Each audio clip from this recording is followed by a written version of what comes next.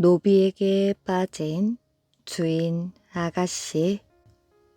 옛날에 어렸을 적 부모가 모두 죽어 혼자 집안을 이끌게 된 가희라는 소녀가 살고 있었지요. 이때 집에서 일을 하는 노비 부금이 가희를 도와 집안을 꾸려갔으므로 가희는 부금에게 모든 것을 의지하게 되었습니다. 가희는 집안의 대소사를 모두 부금과 상의하여 처리하였지요. 부금은 가희가 어릴 때부터 돌보았습니다. 가희는 모두 탐복할 정도로 아름답고 당찬 소녀였지요. 부금은 집안일을 하면서 가희를 업어주기도 하고 절에 불공을 드리러 갈 때에나 나들이를 할 때 항상 길잡이를 했기 때문에 매일같이 얼굴을 대하고 이야기를 나누었습니다. 가희는 처녀로 자라면서 자연스레 부금을 깊이 사랑하게 되었지요. 부금도 가희가 주인 아가씨였으나 자신도 모르게 사랑에 빠지게 되었습니다. 그러나 두 사람 사이에는 주인과 종이라는 신분의 벽이 가로막고 있었지요. 부금은 가희를 사랑하면 목숨이 위태로웠기 때문에 자신의 가슴 속에 일어나는 사랑의 감정을 억제하려 애를 썼습니다. 아가씨, 우린 사랑을 하면 안 됩니다. 나라에서 양반의 딸은 노비와 혼인할 수 없게 금지하고 있습니다. 가희도 노비인 부금을 사랑해서는 안 된다는 사실을 알고 있었습니다. 그러나 한번 시작한 감정은 더욱 열렬하게 타올라 꺼지지가 않았지요. 나는 하늘이 무너져도 부금을 사랑하는 마음을 버릴 수가 없습니다. 천한 노비가 어찌 양반의 딸과 혼례를 올릴 수 있겠습니까? 이는 아가씨를 불행하게 만드는 일입니다. 저는 아가씨가 불행해지는 것을 바라지 않습니다. 그게 무슨 상관입니까? 우리 사랑만 진실하면 누가 뭐라고 그러겠어요? 두 사람은 나라에서 금지하고 있는 데에도 열렬하게 사랑하여 마침내 혼례를 올렸지요. 그 일대에는 그들에 대한 소문이 흉흉하게 나돌았습니다. 양반과 노비의 결혼은 전에 없는 일이었지요. 농민들은 뒤에서 수군거렸으나 직접적으로는 거론하지 않았습니다. 가희는 부금과 혼례를 올리고 1년이 지나 자식까지 낳았지요. 두 사람은 행복하게 살았으나 뜻밖의 양반의 딸이 천민과 혼인을 했다고 하여 관아에 고발되고 말았지요. 우리가 무슨 죄를 지었습니까? 우리는 서로 사랑하여 혼인한 죄밖에 없습니다. 사랑하는 것도 죄란 말입니까? 양녀가 천민과 혼인을 하는 것은 국법으로 금지하고 있다. 현감이 가희를 노려보면서 엄중하게 말하였지요. 어찌 그런 법이 있습니까? 노비도 다 같은 나라님의 백성이 아닙니까? 노비가 사람을 죽였습니까? 도둑질을 했습니까? 남에게 전혀 해를 입히지 않았는데 어찌 죄라고 하십니까? 관아에서는 양녀가 천민과 혼인을 하는 것은 윤리와 관련이 있다고 하여 가명에 보고하였지요. 남녀의 혼례에 대해서는 누군가 고발하지 않으면 굳이 문제를 삼지 않는 것이 관례였습니다. 그러나 그 마을에 고루한 양반이 있어서 마치 자신들의 권리를 침탈당한 것으로 생각하여 고발되었던 것이지요. 양반의 딸이 천민과 혼인할 수 없다. 그러므로 이는 혼인이 아니라 큰 죄를 저지른 것이다. 가희는 양반의 위신을 더럽혔으니 이혼시키고 다른 곳에 시집 보내도록 해라. 가희는 노비와 혼인을 했다는 죄로 강제로 이혼을 당한 뒤 외인에게 시집을 보내라는 판결을 받았습니다. 외인은 섬나라 사람이라고 하여 조선에서는 노비보다 더 천하게 여겼지요. 가희에게 치욕을 준 것이었습니다. 사랑하는 사람과 헤어진 것도 억울한 일인데 말도 통하지 않는 외인에게 시집을 가야 하는 가인은 하염없이 울었지요. 가인은 엄중한 국법에 의하여 강제로 외인에게 시집을 갔습니다. 외인과 혼례를 올린 가희의 혼인 생활은 지옥이나 다를 바가 없었지요.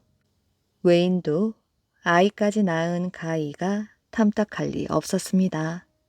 일본에서 조선으로 건너와 장사를 하고 있었으나 한번 혼인했던 조선 여자를 데리고 살고 싶지는 않았지요. 외인은 가희를 학대하기 시작했습니다. 가희는 사랑하는 남편과 자식이 보고 싶어 견딜 수가 없었지요. 가희는 학대를 받으면서 뜰에 봉선화 꽃씨를 심었습니다. 부금과 살때에는 여름철이면 언제나 장독대 앞에 봉선화가 활짝 피어 꽃을 따서 손톱을 붉게 물들이고는 했었습니다. 가희는 그 생각을 할 때마다 눈물이 흘러내렸지요. 가희는 학대까지 받으면서 여러 해를 살다가 전 남편 부금에게 편지를 보내어 구해달라고 청했습니다. 가희의 편지를 받은 부금은 가슴이 천길 만길 찢어지는 것 같았지요. 부금은 손을 놓으면 날아갈까 가희를 애지중지했습니다. 부금은 여러 날을 걸어 가희를 찾아갔지요. 부인, 어찌 이런 곤욕을 겪고 있소? 부금은 외인 몰래 가희를 만나자 안쓰러워 눈물이 핑 돌았지요. 꽃처럼 곱던 가희의 얼굴은 병이 든 듯 헬쓱했고 몸은 앙상하게 말라 있었습니다. 저는 당신의 아내예요. 어찌하여 아내가 이런 고통을 당하게 놔두는 것입니까? 가희는 부금을 원망했습니다. 부금은 가희의 손을 잡고 울먹였지요. 가희는 울면서 외놈과는 죽어도 살 수 없으니 그를 죽여서라도 자신을 구해달라고 애원했습니다. 알겠소. 내가 어떻게 해서든 부인을 구해내겠소. 부금은 비밀리에 공모하여 외인을 죽이고 가희를 데리고 돌아왔지요. 그러나 조정에서 허락한 일본과의 유일한 외교 통로인 곳에서 일어난 살인사건은 조선을 발칵 뒤집어 놓은 커다란 일이었습니다. 즉시 수사가 시작되어 가희와 부금은 체포되어 한양으로 압송되었지요. 형조판서가 철저하게 사건을 조사하자 가희의 이루어질 수 없는 사랑 때문에 발생된 살인사건이라는 것이 밝혀졌습니다. 형조판서는 측은했으나 일단 세종에게 보고를 올렸지요. 양녀 가희는 젊었을 적 산후 부분과 정을 통해 자식까지 낳았는데 관에서 양민이 천민과 혼인했다 하여 이혼시킨 뒤 외인에게 시집을 보냈습니다. 그 뒤 가희는 전 남편 부금과 함께 외인을 죽였으니 가희는 능지처참해야 할 것이나 사정을 살피면 정상을 참작할 여지가 있습니다. 가희는 교영에 처하고 부금은 차명에 처하소서. 이야기를 들은 세종이 판부를 내렸지요. 가희가 외인을 죽이는데 가담한 것은 정상을 참작할 만하다. 가희가 비록 천민과 혼인했다고 하여 이혼을 당하고 외인에게 시집 보내졌으니 어찌 안타깝지 않은가? 가희는 형을 감해주고 부금은 아랜대로 처리하라. 가희는 능지처사를 면했으나 부금은 차명을 당하였지요.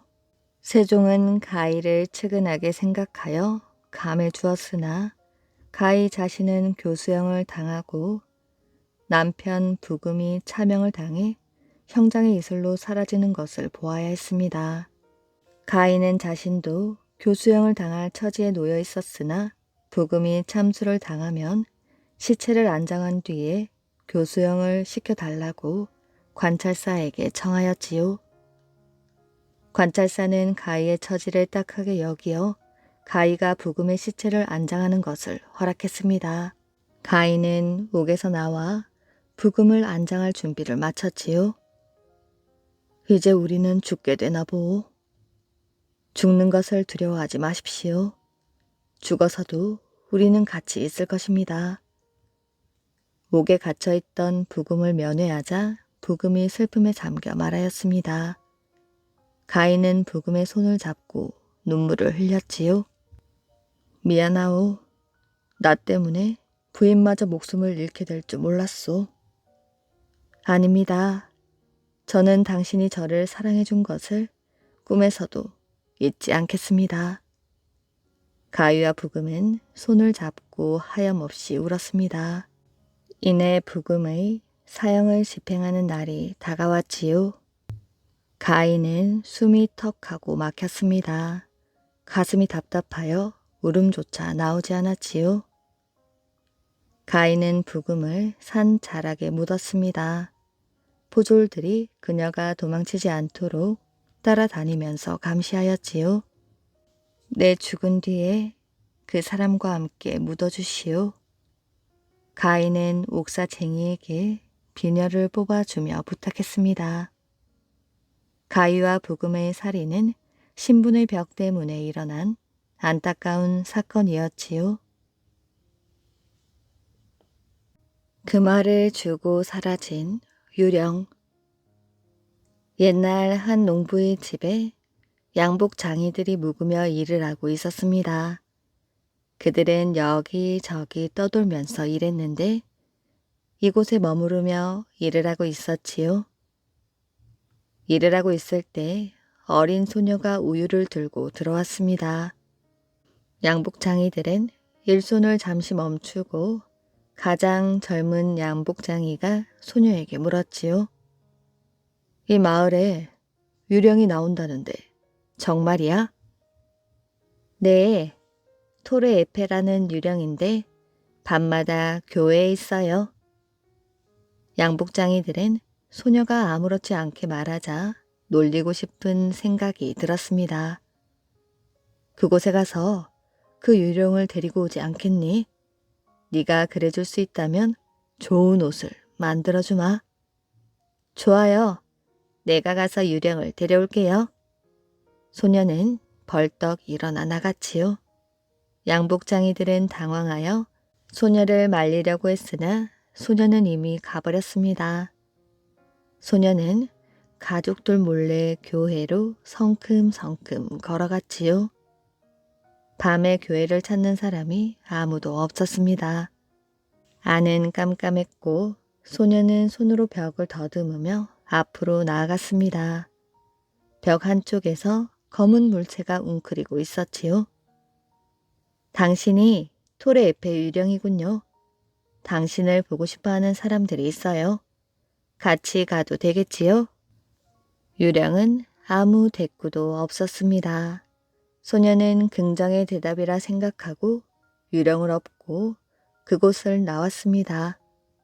집으로 돌아온 소녀는 양복장이들에게 유령을 보여주었지요. 양복장이들은 유령의 미라 같은 모습에 잔뜩 겁을 집어먹고 몸을 부들부들 떨었습니다. 유령이 양복장이들 쪽으로 천천히 걸어가 섬뜩한 눈으로 쳐다보았지요.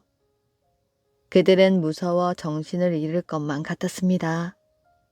제발 저놈을 다시 데려다줘. 그럼 좋은 옷을 한 벌 더 만들어주마. 양복장이들은 떨리는 목소리로 겨우겨우 말하였지요. 소녀는 다시 유령을 등에 업고 교회로 향했습니다. 그런데 소녀가 유령을 내려놓으려 하자 유령은 소녀의 몸에서 떨어지지 않았지요. 유령은 팔로 소녀의 목을 조였습니다. 소녀는 괴로워 몸부림을 쳤지요. 이 손을 풀어주세요. 유령이 드디어 입을 열었습니다. 오늘 밤 강가로 가서 안나, 토레 에페를 용서하느냐? 이렇게 3번 외친다고 약속하면 팔을 풀겠다. 알겠어요. 약속할게요. 유량은 소녀의 목을 조였던 팔을 풀어주었습니다. 유량이 가르쳐준 강가는 꽤 먼 곳에 있었지요. 소녀는 길고 험한 길을 혼자 걸어 강가에 다다랐습니다. 강물은 반짝반짝 빛이 나고 있었지요.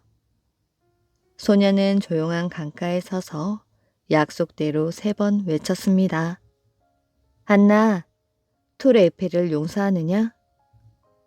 소녀가 3번 외쳤을 때 강물 위로 젊은 여인이 나타났지요. 머리카락과 옷이 흠뻑 젖어 있었습니다. 처녀가 말했습니다. 토르 에페가 진심으로 뉘우쳤다면 용서해요. 여인은 이리 말하고 사라져버렸지요. 소녀가 돌아오자 유령은 비통한 목소리로 조급하게 물었습니다. 그 여자가 뭐라고 했지? 나는 그 여자와 한 약속을 어기고 다른 여자와 결혼했다. 그 여자가 강물에 뛰어들어 죽은 것은 모두 다 내 탓이야. 그녀는 용서한다고 했어요. 소녀의 말을 들은 유령은 마음이 놓이는 모습이었습니다. 약속을 지켜준 답례를 하고 싶으니 새벽에 다시 와주겠니? 소녀는 약속대로 새벽에 교회로 가보았습니다.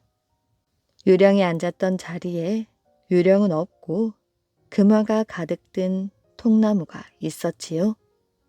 그 뒤로 유령은 완전히 자취를 감추었다고 합니다. 역적 집안이 될 맷자리. 옛날 중국에서 어떤 직관이 아무 잘못도 없이 죄인이 되었지요. 그것도 보통 죄가 아니라 역적이라는 엄청난 죄명이었습니다. 그래서 목숨을 부지하기 위하여 조선으로 도망쳐 왔지요. 급히 도망을 왔기 때문에 의복도 변변치 않고 여비도 없었습니다. 그는 굶주림에 지쳐 장터한 구석에 멍하니 앉아 있었지요. 그러다 우연한 계기로 초라한 중국 사람 곁에 앉아있던 김씨 한 사람이 그를 딱하게 여겨 자기 집으로 데리고 갔습니다. 그는 음식을 주고 옷도 새로 마련해 주면서 며칠 쉬고 가라고 하였지요. 그런데 마침 그때 김씨 어머니가 사경을 헤매고 있었습니다. 중국 사람은 노모의 병세를 살펴보니 도저히 소생할 가망이 없음을 알고 주인에게 이렇게 말하였지요. 전 아무것도 모르지만 노부인의 병화는 아무래도 소생하기 어려운 고비까지 이른 것 같습니다. 제가 타국까지 와서 당신을 만나 별 고생 없이 지낼 수 있었고 이제 몸도 다시 회복하였습니다. 고마움에 보답고자 제가 중국에서 배운 기술로 노부인을 모실 산소 자리를 추천하겠습니다. 김 씨는 중국 직관의 말이 너무나 고마워서 함께 산소 자리를 보러 앞에 바라보이는 오봉산을 향해 발길을 옮겼지요. 중국 직관의 뒤를 따라 오봉산에 이르러 주위를 둘러보았으나 좋은 맷자리를 찾지 못했습니다. 두 사람은 해가 넘어갈 때가 되어 하는 수 없이 집으로 되돌아오다가 산 뒤편에 있는 허술한 집이 있는 곳으로 오게 되었지요. 그때 중국 직관이 그 집을 유심히 지켜보다가 이 집터가 길지라고 알려주는 것이었습니다. 그리고 광중이 될 자리까지 지정해 주는데 바로 그 집의 장독대 자리를 가리켰지요. 김 씨는 막막했습니다. 아무리 자기 어머니를 모실 명당 자리로 추천을 받았다고 하지만 살림을 차리고 사는 집에 들어가서 그 집터를 산소 자리로 양보해 달라고 하기가 너무나 어려웠지요. 한동안 고민을 하다가 큰 마음을 먹고 그 집에 들어가 자초지종을 이야기하고 찾아온 뜻을 말했습니다. 그런데 집 주인에게 이만저만 노여움을 산 게 아니었지요. 김 씨는 결국 백배 사과를 하고 되돌아올 수밖에 없었습니다. 그런데 참으로 이상한 일이 벌어졌지요. 그들이 집으로 돌아온 그날 산소 자리로 달라고 하여 망신까지 당한 그 집에서 불이 나고 말았습니다. 살림살이 하나도 건지지 못하고 몽땅 다 타버렸다고 합니다. 그리고 그때와 같은 시각에 노모도 돌아가시고 말았지요. 이상하고 기가 막히는 일이었습니다. 외자리를 하려고 일부러 불을 놓았느니 이미 노인의 산소 자리로 정해져 있었느니 이런 말이 꼬리에 꼬리를 물고 퍼져나갔습니다. 어쨌든 양가에서 결국 원만하게 합의하여 노인의 묘를 그 집 자리에 쓰기로 결정이 되었지요. 장례를 치르기 전날 중국 사람은 이렇게 말했습니다. 이제 노부인을 모실 자리도 마련되었으니 저로서는 큰 은혜, 작은 보답이라도 할 수 있게 되었습니다. 그런데 한 가지 꼭 부탁을 드려야겠습니다. 노부인을 모시기 위하여 땅을 파고 광중을 만들 때 2자 반쯤 파고 내려가면 펑퍼짐한 돌이 있을 것입니다. 그럼 더 이상 파지 마시고 그 돌 위에 그냥 화가 나고 흙을 보태어 봉분을 만드십시오. 절대로 그 돌을 드러내면 안 됩니다. 꼭 지켜주셔야 합니다. 그는 다시 한번 부탁을 하고는 중국으로 떠나게 되었다는 인사말을 하였지요. 이제 전 중국으로 돌아갈 때가 되었습니다. 천기를 보니 황제가 승하하여 저희 역적 누명이 밝혀져서 깨끗이 씻겼습니다. 저는 이제 떠나야 합니다. 거듭 부탁드리겠습니다. 펑퍼짐한 돌이 나타나거든 그 이상 파지 마시고 그 돌 위에 그냥 화가 나시기 바랍니다. 안녕히 계십시오. 그렇게 말한 사람은 중국으로 훌쩍 떠나버렸지요. 드디어 장례 날이 되었습니다. 온 집안이 떠들썩하였지요. 산소 자리까지 가서 광중을 파는 모습을 보며 하관할 때를 기다리고 있는데 일하던 사람들이 웅성웅성 거렸습니다. 더 파야지. 너무 얕지 않소. 아니, 직관이 그만 파라 했소. 여기 보시오. 돌이 이렇게 놓여있지 않소. 그렇지만 그리 광중이 얕아서야. 상관없소. 더 파지 마시오. 우리 이럴 게 아니라 상주에게 직접 보이고 결정하세. 결국 그들은 김 씨에게 가서 이 사실을 이야기하고 처분을 기다리고 있었습니다. 김 씨는 그 이야기를 듣더니 직접 가보았지요. 분명 그 중국 지간이 말한 그대로였습니다. 그러나 광중으로서 너무 깊이가 얕아 보여 혼자 결정하기가 어려웠지요.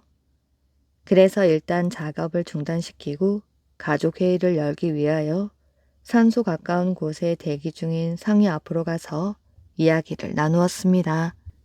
그때 광중을 파던 꾼들도 그동안 쉬기 위하여 광중에서 멀리 떨어져 나무 그늘 밑으로 갔습니다.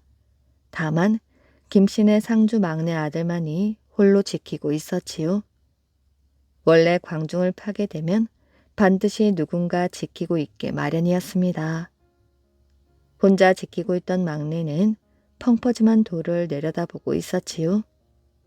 그리고 슬며시 광중 안으로 들어서더니 돌 위에 올라서서 이리저리 밟아보았습니다.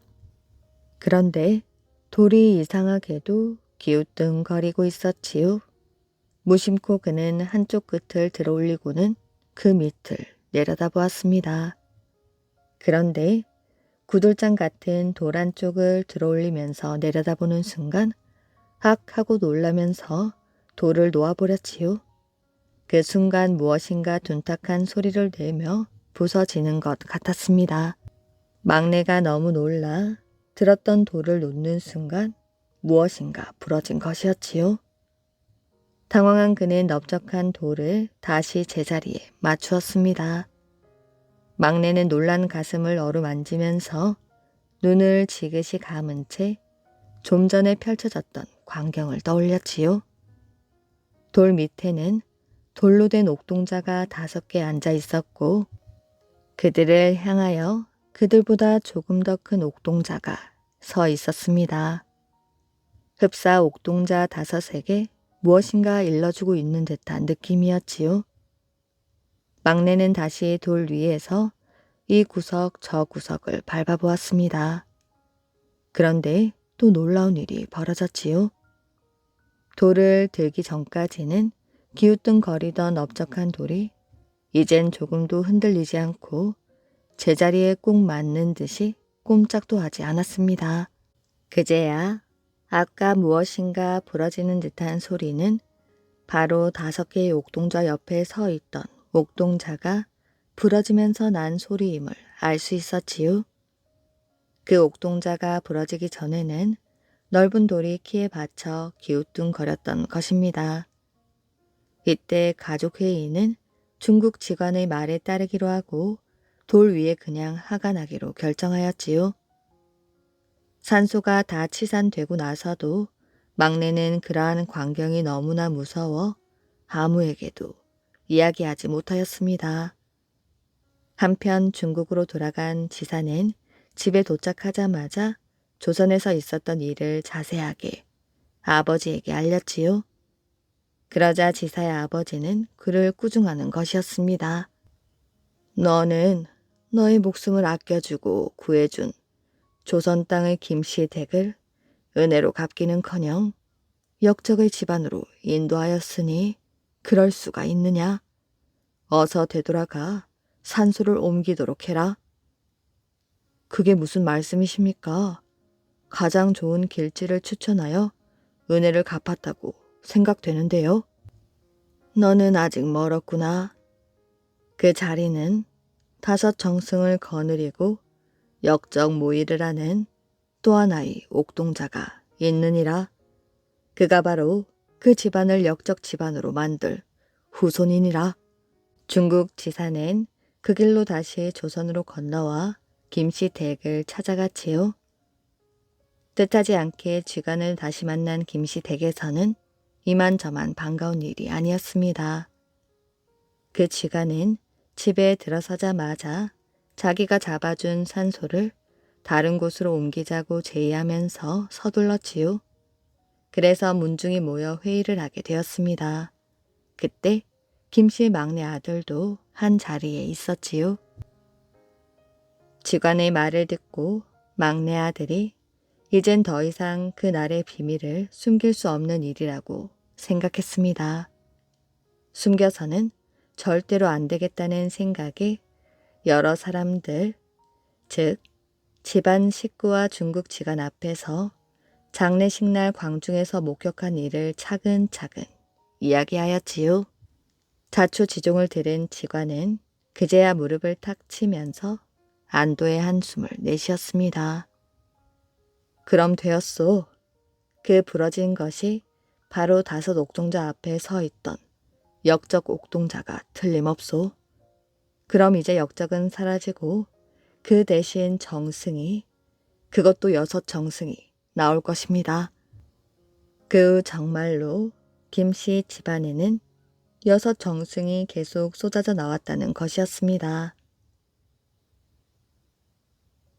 목숨을 구한 지혜. 옛날 어느 날 임금이 사냥을 나갔다가 한 농부를 만났습니다. 그 농부는 성실한 사람이었지요. 열심히 해서 하루에 얼마나 버느냐? 농부는 머리를 숙이며 대답하였지요. 많이는 아니고요. 하루에 동전 4개를 법니다. 그럼 그 돈은 어디에 쓰느냐? 하나는 제가 먹고, 하나는 이자를 내고, 하나는 돌려주고, 하나는 버립니다. 임금은 농부의 말을 알아들을 수가 없었습니다. 궁궐로 돌아가서 골똘히 생각해 보았지만 농부가 무슨 뜻으로 그런 말을 했는지 알 수 없었지요. 다음날 임금은 다시 농부를 찾아가 물었습니다. 어제 한 말이 무슨 뜻인가? 농부는 웃으며 대답하였지요. 먼저 동전 하나는 제가 씁니다. 다른 하나는 아이들 먹이는 데 쓰지요. 또 다른 하나는 저를 키워주신 부모님께 드립니다. 그리고 마지막 하나는 아내에게 줍니다. 아내가 도움이 전혀 안 되기 때문에 저는 그 동전 하나를 버린다고 생각하거든요. 임금은 재미있으면서도 맞는 말이라는 생각에 고개를 끄덕끄덕했습니다. 그러고는 농부에게 약속 하나를 하자고 하였지요. 내 얼굴을 100번 볼 때까지 나에게 한 말을 다른 사람에게 말하지 말게. 그러면 내가 많은 상을 내리겠네. 지킬 수 있겠는가? 농부는 별 어려운 일이 아니라고 생각하며 그러겠다고 대답했습니다. 농부와 약속을 한 임금은 궁궐로 돌아와 신하들에게 수수께끼를 내었지요. 내가 아는 농부가 하루에 동전 4개를 버는데 하나는 자기가 먹고 하나는 이자를 내고 하나는 돌려주고 하나는 버린다고 했다. 이 말의 뜻을 맞춰보거라. 하지만 신하들은 임금의 말이 무슨 뜻인지 알 수 없었습니다. 아무리 머리를 맞대고 생각해 보아도 답이 나오지 않았지요.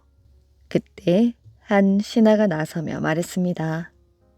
혹 며칠 전 들에서 만난 농부가 이 수수께끼의 답을 알고 있지 않을까요? 그러고는 신하가 농부를 만나러 갔지요. 신하는 농부에게 임금님과 무슨 이야기를 나누었냐고 물었습니다. 제가 하루에 얼마를 벌어 어디에 쓰냐고 물으시기에 대답했습니다.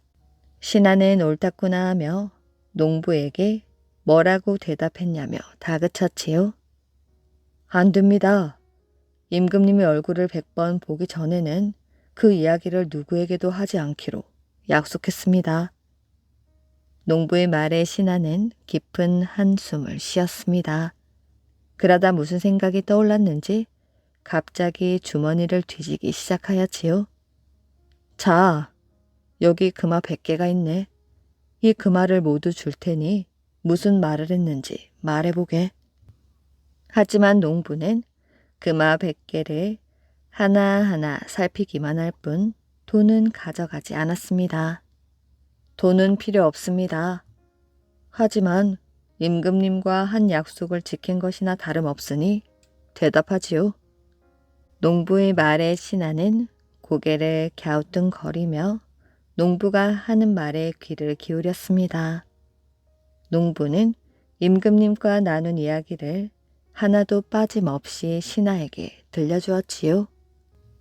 궁궐로 돌아온 신하는 수수께끼가 무슨 뜻인지 임금님께 아뢰었습니다. 그러자 임금님이 무척 화가 났지요. 분명 그놈의 농부가 말했을 것이다. 나와 약속을 어기다니 어서 잡아오거라. 농부는 임금님 앞에 납작 엎드려 차분하게 말하였지요. 저는 약속을 어기지 않았습니다. 임금님은 분명 저에게 임금님의 얼굴을 100번 볼 때까지만 이야기하지 않으면 된다고 하셨지요. 그런데 꼭 직접 봐야 한다고, 동전에 새겨진 얼굴은 안 된다고 말씀하지 않으셨습니다. 저는 분명 금화 100개에 새겨진 임금님의 얼굴을 보고 나서 말했습니다. 임금님은 농부의 당당한 말에 더 이상 화를 낼 수 없었습니다. 오히려 농부의 지혜가 뛰어나다며 금은 보화를 상으로 내렸다고 합니다. 딸을 빼앗긴 아버지.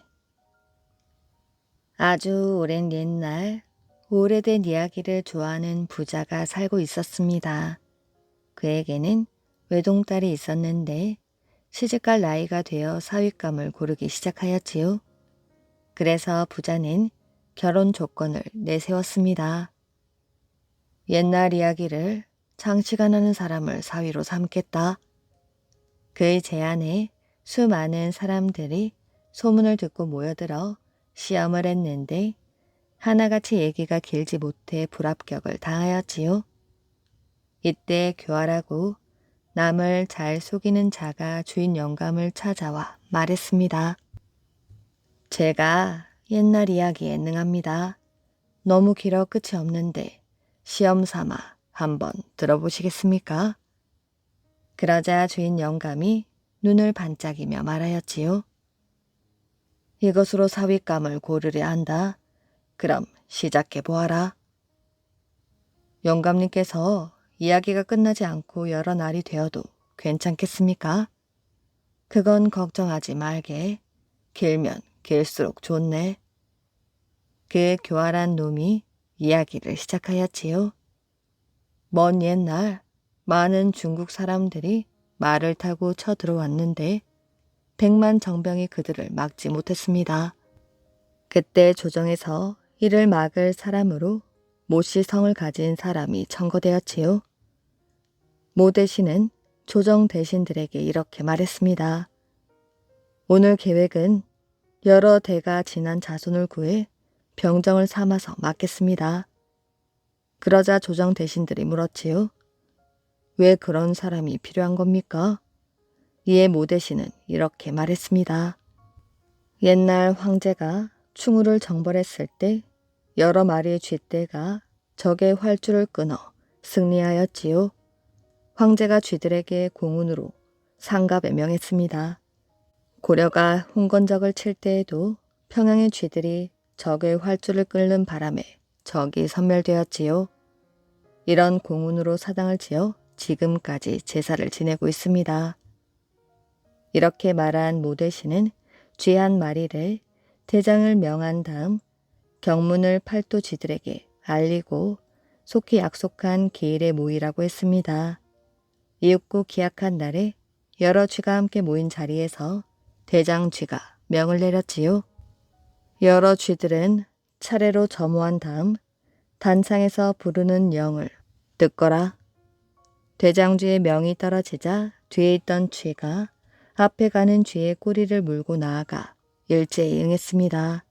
그래서 대장쥐가 물고 물고 물고 물고 교활한 놈의 입에서 나오는 물고라는 말이 끝날 생각도 없이 계속되었지요. 이 소리가 7일이 지나도 계속되자 주인 영감이 물었습니다. 이 사람아, 아직 몇 마리의 쥐가 남았는가? 지금 온 쥐들은 겨우 한 고을의 쥐입니다. 한 도의 쥐가 모이려면 아직 멀었답니다.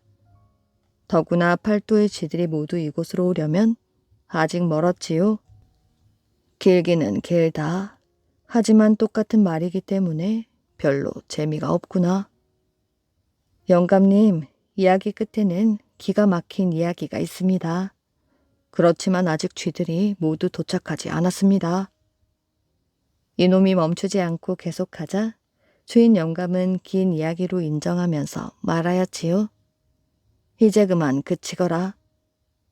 주인 영감은 약속을 어기지 못하고 그를 사위로 삼았는데 가끔 사위에게 옛날 이야기를 들려달라고 하면 매번 물고 물고였지요. 소문난 점쟁이. 옛날 어느 고을에 이름난 점쟁이 함씨가 살았습니다. 어찌나 점을 잘 치는지 그 당시는 점 귀신이란 별명으로 통하였지요. 어느 날 집에서 낳은 송아지를 사람처럼 속여 가지고 점을 치러 온 사람이 있었습니다. 물론 함씨를 골려주려는 장난이었지요. 함씨는 그런 줄 아는지 모르는지 낳은 날짜와 때를 가지고 한참 생각하더니 고개를 갸웃거렸지요. 4살 되는 애 몸이 찢겨 죽을 운명이니 이것은 필시 가축 중의 하나일 것이요. 사람으로서 어린 나이에 이같이 참혹하게 죽음을 당할 리 있겠소? 깜짝 놀란 그 사람은 잘못을 사과하고 돌아갔습니다. 그리고 4년 뒤 마침 혼인 잔치가 있어 그 소를 잡아야 될 때에는 더욱 탐복을 하였지요. 또 어떤 사람은 박을 심고서 싹이 튼 때와 실을 적어 가지고 와 시치미를 떼고 물어보았습니다. 이때도 함씨는 서슴지 않고 자신 있게 말하였지요. 이것은 박이구려. 그러나 이 박은 어느 달 어느 때에 미처 열매를 맺지 못하고 죽을 것이요. 이 사람도 속으로 매우 놀랐습니다. 그러나 한편 의심도 생겼지요. 그래서 그 사람은 아주 공을 들여 박을 가꾸게 되고 박은 또 그만큼 튼튼하게 잘 자랐습니다. 그리하여 여름이 되어 지붕을 꽉 덮다시피 한 박 덩굴에 꽃이 막 피게 생겼지요. 그러던 어느 날 하인 하나가 비가 새는 지붕에 올라가 기와를 갈아 끼우려다가 그만 발이 미끄러져 쿵 하고 아래로 떨어졌습니다. 떨어진 것까지는 좋은데 하필이면 담을 기어 올라간 박덩굴 밑구르를 꺾어 버렸던 것입니다. 그 사람이 문득 생각이나 날짜를 알아보았더니 바로 함씨가 말한 그날이었지요.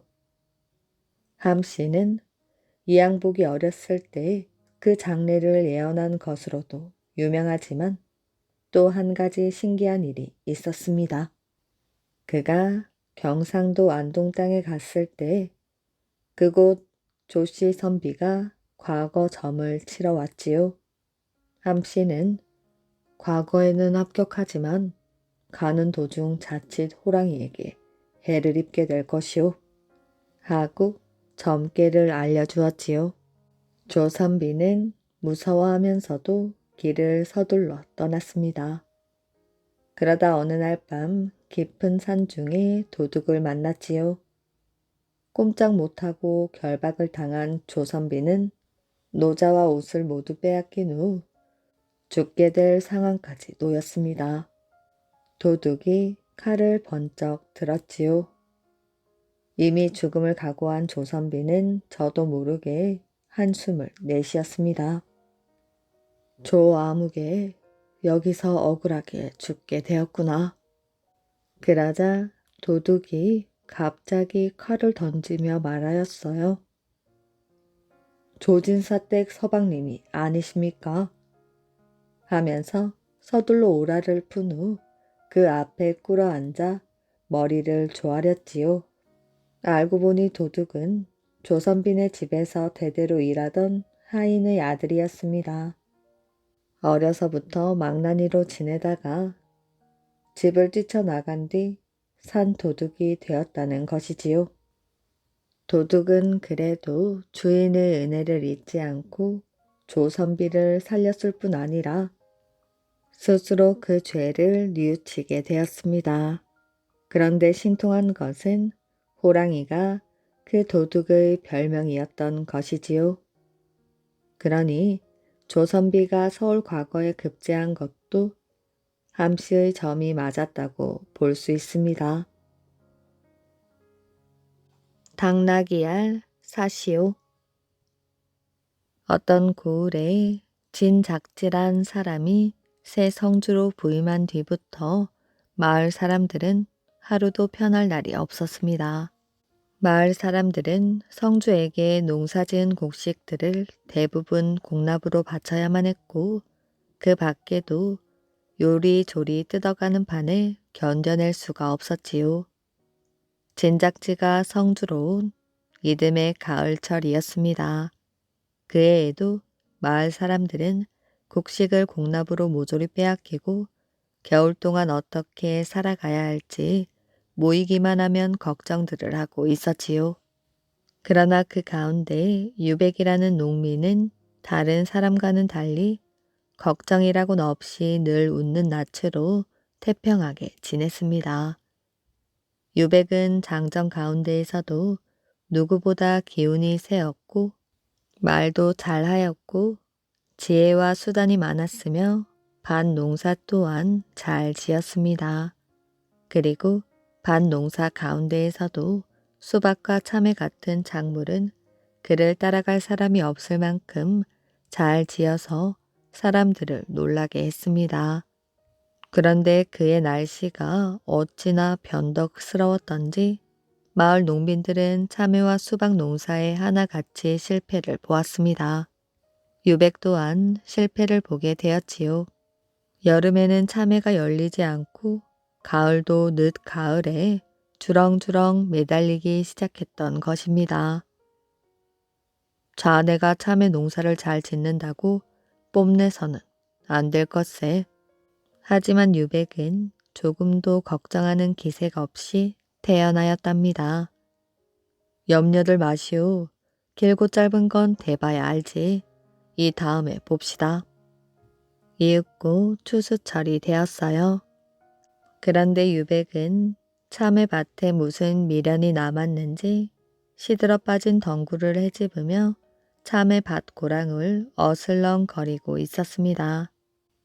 유백은 논 농사에서 실패하더라도 참외 농사에서 큰 성공을 하려고 생각했던 것이 이렇게 되고 보니 겨울 동안 먹고 살아갈 일이 아득했습니다. 유백은 이런저런 궁리에 잠겼지요. 유백은 밭에서 거두어들인 활짝 핀 목화 송이로 하얀 손뭉치를 만들어 참외와 수박을 넣어둔 광으로 갔습니다. 광 안에서는 참외와 수박이 익느라고 들큰한 냄새가 은근히 풍겼지요. 유백은 둥글둥글하고 잘생긴 참외로만 수십 개를 골라내었습니다.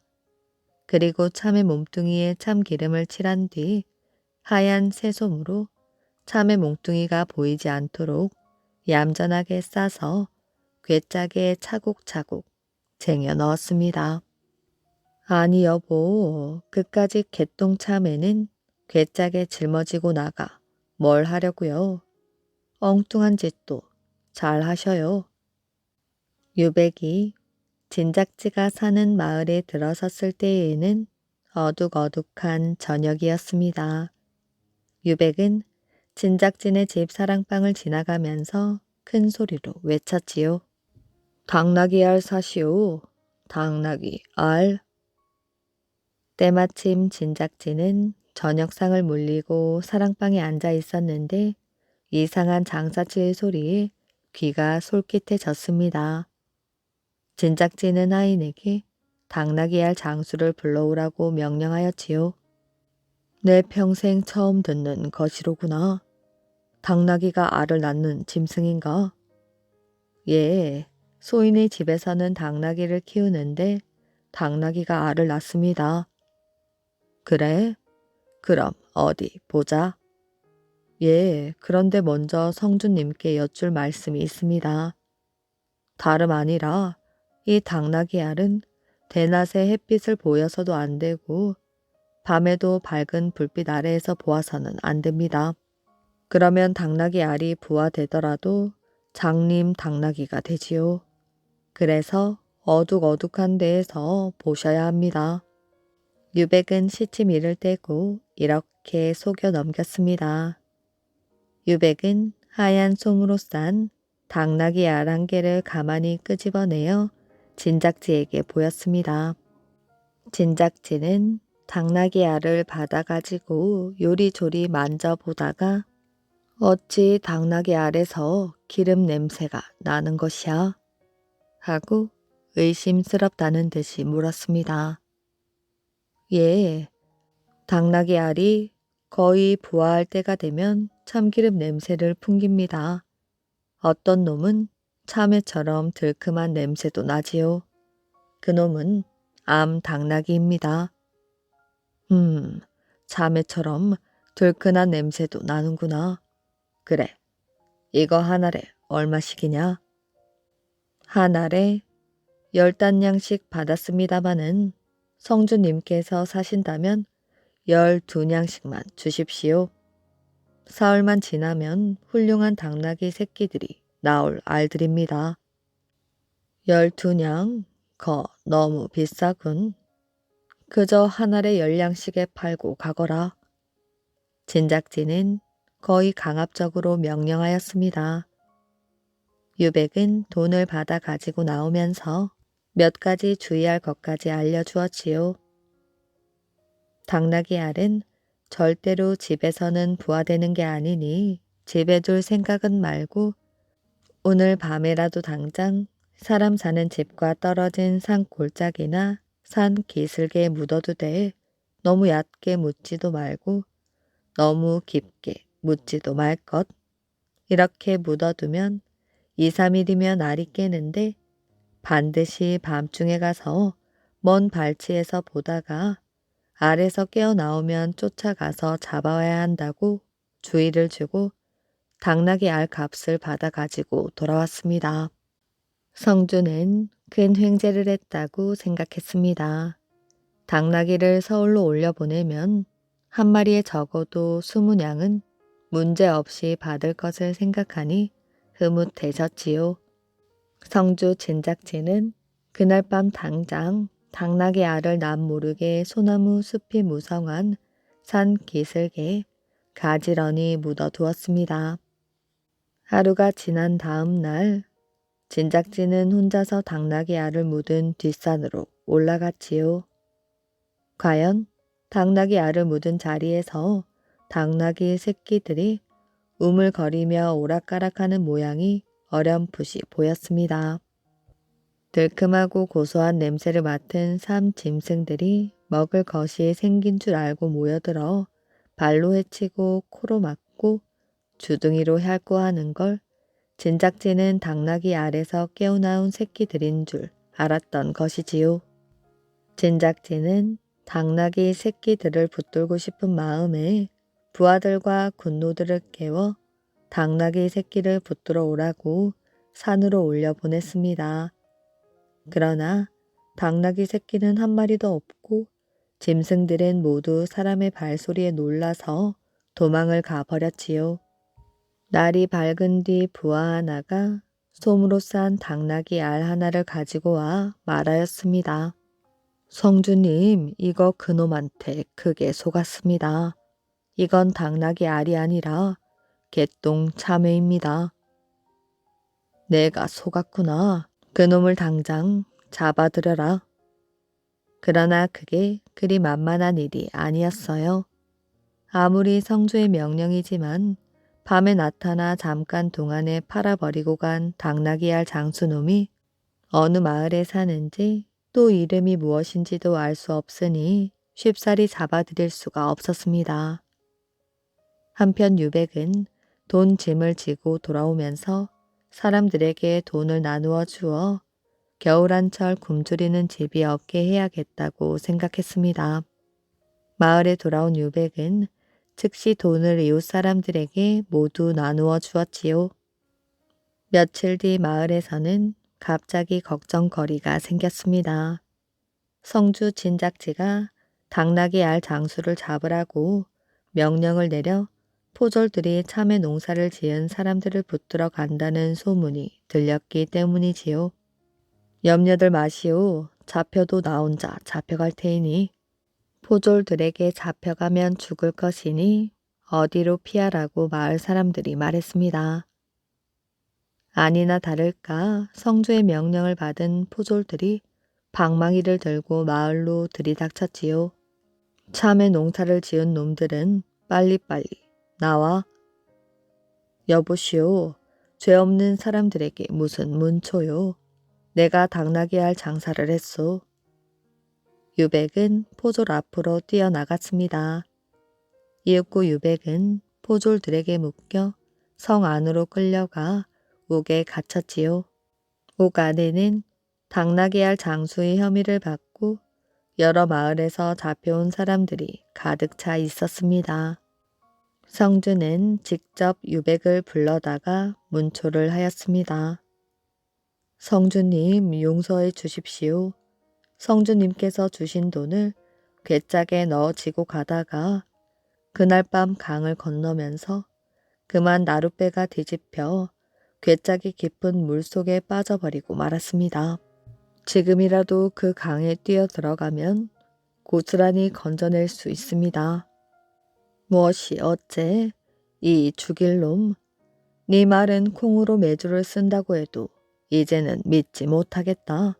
바른 소리가 나올 때까지 옥에 가두어 두어라. 다음날 유백은 또 성주에게 불려나갔습니다. 그래 이놈, 정말로 돈을 강에 빠뜨렸단 말이냐? 예, 어찌 옥에 갇힌 놈이 거짓말을 하겠습니까? 그럼 이놈, 그 괴짝을 건져 오겠느냐? 예, 놓아주신다면 건져 오겠습니다. 그럼 내일 당장 건져 오너라. 성주는 포졸 2사람을 붙여 따르게 하였지요. 유백은 포졸 2사람에게 술을 실컷 먹이고 돈을 준 다음 사정하기 시작했습니다. 그저 나 하나 살리는 셈 치시오. 당신들에게 내가 가진 돈을 다 드릴 테니. 아니, 우리 모가지가 달아나게. 안 되지. 안 돼. 그저 한마디만 해주시면 됩니다. 강에서 괴짝을 건지려고 깊은 물에 들어가더니 끝내 나오지 않고 빠져 죽었다고 말씀하시오. 처음에는 성주님이 화를 내시겠지만 물에 빠져 죽었다는데 어쩌겠습니까? 성주님이 친히 강에 나와 강바닥을 들어가 보시겠습니까? 유백의 말에 솔깃한 포졸 하나가 그건 그렇긴 하지 하며 슬며시 유백의 간청을 들어주었습니다. 유백은 미리 준비해 두었던 돈꾸러미를 허리띠에 채워주며 그들을 달래 돌려보냈지요. 포졸들에게 유백이 물에 빠져 죽었다는 말을 들은 성주는 이맛살을 찡그리며 낭패한 표정을 짓더니 다시 포졸들을 풀어 강변을 샅샅이 살펴보게 했으나 아무런 소득이 없었습니다. 성주는 무슨 생각을 했던지 자신이 직접 포졸들을 데리고 유백이 있는 마을로 향했습니다. 그 소식을 들은 마을 사람들은 당황하였지요. 그러나 유백은 조금도 겁내는 기색이 없었습니다. 유백은 자기 집 뒤로 돌아가 대나무를 하나 베어 가지고 나왔습니다. 그러고는 그 대나무를 곱게 다듬어 퉁소를 하나 그럴듯하게 만든 다음 5세까지 비단 헝겊 조각들을 꺼내 퉁소에 곱게 발라 씌웠습니다. 그러고 나서 퉁소로 한 곡조를 불었지요. 유백의 집에서 퉁소 소리가 흘러나오자 사람들은 이상하게 생각하고 모여들었습니다. 유백은 자기 아내와 무언가 약속을 해 두었지요. 성주는 군졸들을 데리고 마을로 들어왔습니다. 성주 진작지가 성난 얼굴로 유백의 집 마당에 나타났습니다. 그리고 창과 활을 겨눈 군졸들이 좌우에 꽉 들어찼지요. 이놈 빨리 나오너라. 이때 유백은 방에 있었고 유백의 아내는 마루 끝에서 등을 밖으로 향한 채 허리를 굽히고 빨래에 풀을 먹이고 있었습니다. 아니 성주님 이게 웬일이십니까? 누추하지만 어서 이 마루로 올라오십시오. 여보 무얼 하고 있소? 지금 우리 집에 성주님이 오셨는데 인사할 생각은 않고. 유백은 아내를 바라보며 못마땅한 듯이 꾸짖었으나 아내는 들은둥 만둥 그대로 서서 분주히 빨래 풀만 먹이고 있었습니다. 아니, 이 요망스러운 것이 성주님이 오셨는데 인사도 않고 그대로 서서 일만 해.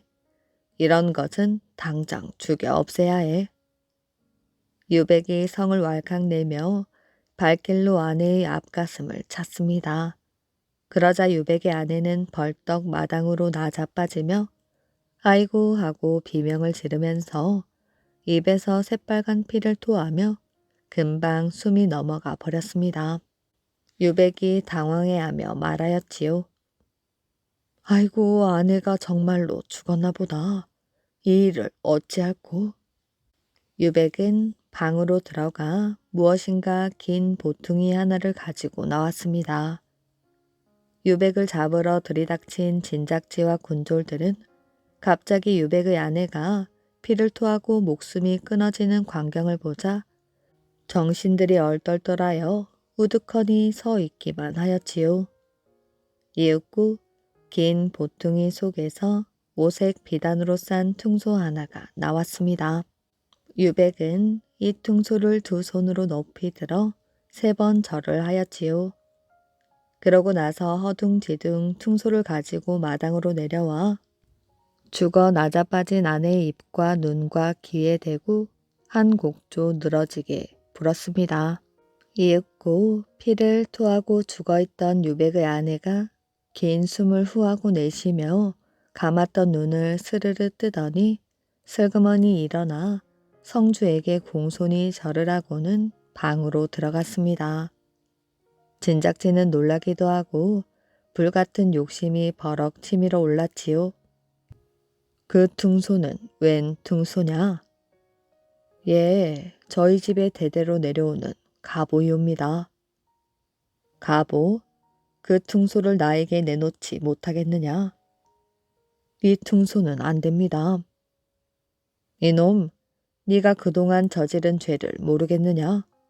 진작지의 말에 난처한 기색을 보이던 유백은 성주님 말씀을 어찌 거역하겠습니까? 그러나 이것은 저희 집 보물일 뿐 아니라 우리 마을의 보물도 됩니다. 마을 사람들이 이 보물 때문에 죽었다가도 얼마나 많이 되살아났는지 모릅니다. 그러니 못 주겠단 말이야. 유백은 어쩔 수 없다는 듯 퉁소를 싸고 또 싸고는 눈물을 흘리면서 진작지에게 바쳤습니다. 진작지는 퉁소를 빼앗아 가지고 집으로 돌아왔지요. 진작지는 이날부터 어리석고 엉뚱한 생각이 불끈 솟아올랐습니다. 그가 쓴 작은 손으로 사람을 한 놈 죽여놓고 퉁소를 불어 살려보고 싶은 생각이었습니다. 그런데 며칠이 지난 어느 날 마침 이웃 고을 성주가 자기네 고을과의 경계선 문제를 가지고 진작지와 담판을 하러 찾아왔지요. 두 성주는 서로 자기네 땅이라고 싸움이 벌어진 끝에 진작지는 자기 칼을 빼어들고 이웃 고을 성주를 찔러 그 자리에 쓰러지게 하였습니다. 진작지는 죽어 넘어진 모양을 보고 유쾌한 듯 웃더니 선뜻 자기 가슴에서 퉁소를 꺼내 들고 유백이 하던 그대로 따라하였지요. 죽은 사람의 몸에 대고 퉁소를 불기 시작하였습니다. 그런데 이상한 일이었지요. 아무리 퉁소를 불고 불어도 죽어 넘어진 이윽고을 성주는 다시 살아나지 않았습니다. 진작지는 몸이 떨리기 시작하였지요. 아니, 이 퉁소가 또 말을 안 듣는구나. 내가 이놈에게 또 속은 게 아닐까? 진작지는 사람을 죽인 죄로 포승에 묶여 서울로 보내진 뒤 살인 죄수의 벌을 받았다고 합니다. 이야기 재미있게 잘 들으셨나요? 오늘의 이야기는 여기까지입니다. 오늘도 이야기를 들어주셔서 정말 감사합니다. 오늘도 편안한 밤 되시길 바랍니다.